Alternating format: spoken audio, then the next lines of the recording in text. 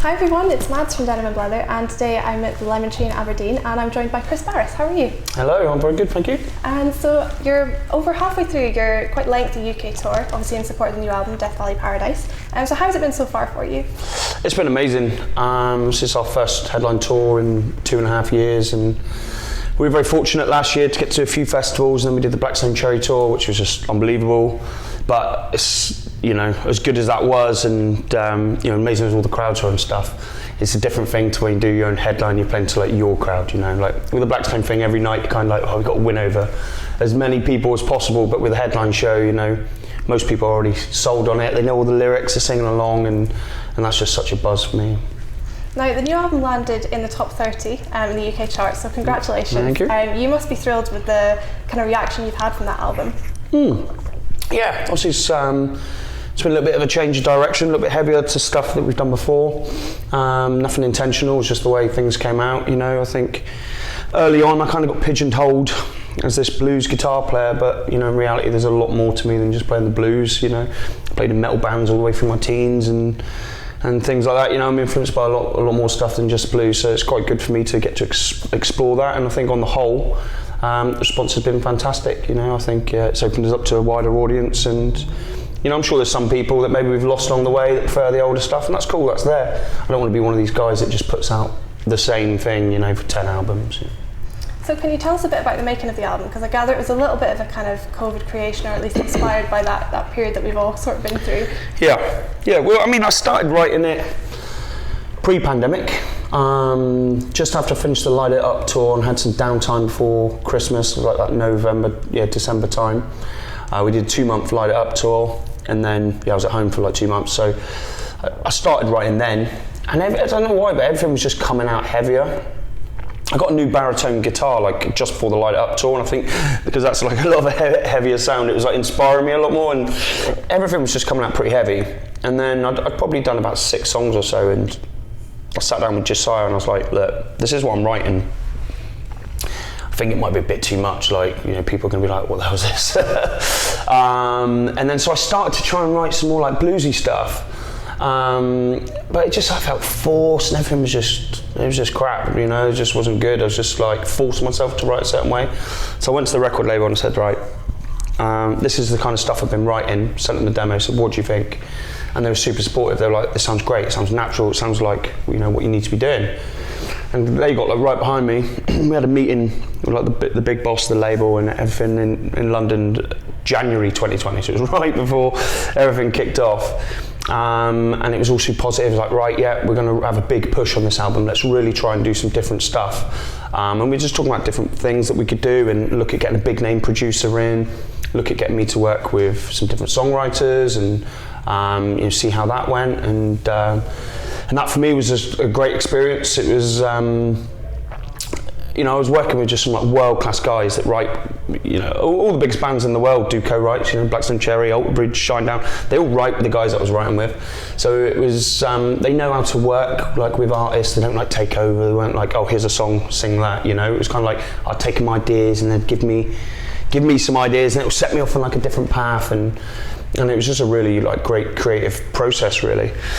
And then obviously I was writing all the way through the pandemic. It's the only kind of positive I could take from it, really, was that I actually had the time to sit down and work on the songs. A song like My Parade, I actually wrote that on a plane coming back from the Milan Guitar Show. It was November 2019. I just did a thing over there.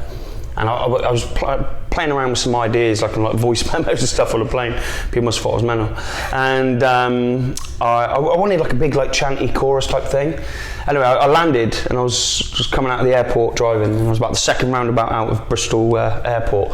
I pulled over and that's when I come up with the lyric, "This is my parade, I don't give a fuck what people say," which has kind of changed around now, but that was kind of like the start of it. But I actually rewrote that song. It actually started off as a bit more of like a dirgy, swampy, slidey song. I rewrote that 6 times before it reached its final form. Now sometimes you can overcook things, but actually I think every time we did it, it got better. And I think if I didn't have COVID and didn't have that time at home, I wouldn't have been able to do that, and I would have probably settled on the second version, and it probably wouldn't have been as good as it is now. Or because I think it is not. Yeah. So.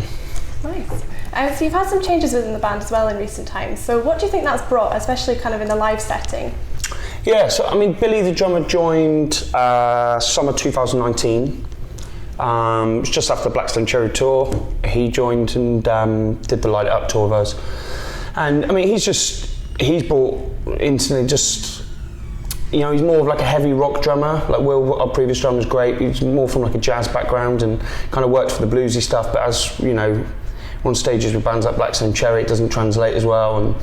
And Billy's just a powerhouse like through and through. Just loves like smashing it, and it's more into the same kind of music as what we're into, and it kind of just gelled a bit better. Kelpie joined the band. He was really unlucky actually because he joined the start of 2020. He got to do one gig and then the pandemic hit and he didn't get to do anything for a couple of years, poor bugger. But yeah, he's amazing. Again, just the thing that we've got now is everyone's just on the same page musically. You know, I've had fantastic members, like every member I've had of the KBB over the years. They've been incredible musicians, but not necessarily have we all been on the same page musically, you know, with what we want to do and the kind of stuff that we would listen to, you know. But now, it's like backstage, you know, in the next half an hour, start getting ready, we'll be putting on tunes in there and everyone loves it. We love the same stuff. We're just like, you know, we're all into like heavier stuff and it just gels and it shows. Like when we first started jamming and we were going back over like the old songs, everything just had more energy, more punch and more, you know, just, I don't know what means, but it had more balls. And it's just great. I absolutely love the lineup now. Touch wood, it won't ever change. And obviously, Josiah, who I know is kind of a long-term musical partner for you, used to play keys, if anyone saw the band previously, and is now playing guitar live. So yep. What was the thinking behind that? Yeah, so, I mean, obviously Josiah's like a super talented musician, he can play anything. We did a few live streams like, during the pandemic, and we did a couple of cover versions. We did like a version of Black Betty by Ram Jam, we did a version of Come Together by the Beatles, and a little bit heavier, and I don't know, when we were just jamming it, he was like, oh, keys aren't, organ's not like really like fitting in. And so we just suggested I'll play guitar. And so we just kind of did that. And so, you know, all of the songs in the live stream other than those two, he was on organ and then those two played guitar. And it was kind of like, all right, that's quite cool. Maybe that's something we'll bring in the future. And then as I started writing this album, you know, I was sending demos over to Josiah. He was like, there's not really any room for any keys. And I was like, well, I didn't mean to write you out of the band, but yeah, I kind of agree. There's no real room. Maybe just like little bits here, or if anything, it'd be more like soundscapey, synthy stuff, which, you know, a few of the songs have got running through it. Most of the songs have got something like that in there. Give a bit more of a modern vibe. So we just spoke about it and said, look, why don't you play guitar? And we started jamming it and started jamming some of the old stuff and just everything sounded great, and I was like, let's just do it. And it's brilliant because it's freed him up as well, you know, like from a performance aspect rather than being stuck behind a keyboard. There's only so much you can do when you're stuck behind a keyboard, you know. So it's great having him up, and with Kelpie being so energetic and Billy, you know, being an animal, it's brilliant. It means I can like relax a little bit, you know. I know they're carrying the show. I can just, you know, because I'm stuck on a mic stand. Obviously, I'm limited with what I can do, and it's just great having those guys like behind me now, like really performing and giving a show, you know. Definitely. So not to dwell too much, but obviously COVID has been such a difficult time for really every industry, but particularly the music industry. So how do you think the industry's changed as a result of that? I'm not sure really. I definitely think, you know, live shows still going to be, I think at more of a grassroots level. I think like the heritage bands still be fine. I think they'll still be able to sell enough tickets, but I still think like bands coming through are going to like struggle because a lot of their fan base, you know, a lot of people are still nervous about going out, particularly, you know, with older rock fans or whatever. You know, a lot of them will be a bit more nervous about going into crowded areas, understandably. I don't really know. I mean, obviously it was, you know, for musicians at my kind of level, we don't really earn any money from recorded music. We only earn money if we're out touring. Like, we only earn money from live shows. You don't get money from Spotify or anything like that, or if you do it just goes to the label to pay off your debt for the album. That's just how it works. So I think yeah, well, I don't think I know. Losing live shows just meant that we all lost our jobs, you know. So having to do different things, and yeah, I mean, who knows how things are going to progress. But I mean, this tour's been pretty good. We've had good turnouts like all along the way, which has been really, really cool. Would it have been any different if it wasn't COVID? Who knows? But yeah, I'm just pleased to be back out doing it. So lastly, I wanted to chat to you about video creation, because I know that's something you do as well. Yep. How important do you think that is for bands, doing that kind of video content? Because I have to say the KBB stuff is so impressive. Thank you. Well, I mean, video content is everything, and it's only going to get bigger and bigger. All the social media platforms are pushing you towards video stuff now. You know, the rise of TikTok over the past, I don't do TikTok or go on it or anything, but the rise of that over the past couple of years, it's made Facebook and Instagram follow as well. Now Instagram got the reels, and Facebook do, I don't even know what they call them. Even YouTube are like jumping on the bandwagon with these short videos now. Everything's video content, and that's how everyone wants to consume things. I mean, I've been into like video production for years. I actually started it when I was in the fight game. And I started doing it when I had a fight promotion. I used to put on my own shows a couple of times a year, and my whole aim for that was to have, it was a smaller show. We used to have up to about 900 capacity kind of thing in like a local nightclub.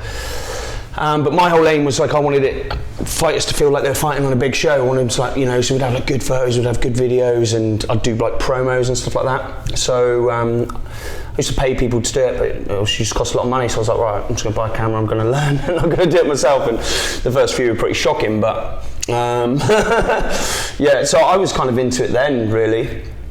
And then yeah, just always doing like bits and bobs throughout. And now obviously I do produce videos for other bands and doing some commercial stuff and things like that, adverts for companies and businesses. And again, it's just kind of become a bit of a product of COVID, really, where it's kind of had to become a bit more of a job, so that I haven't had to go and get a real job.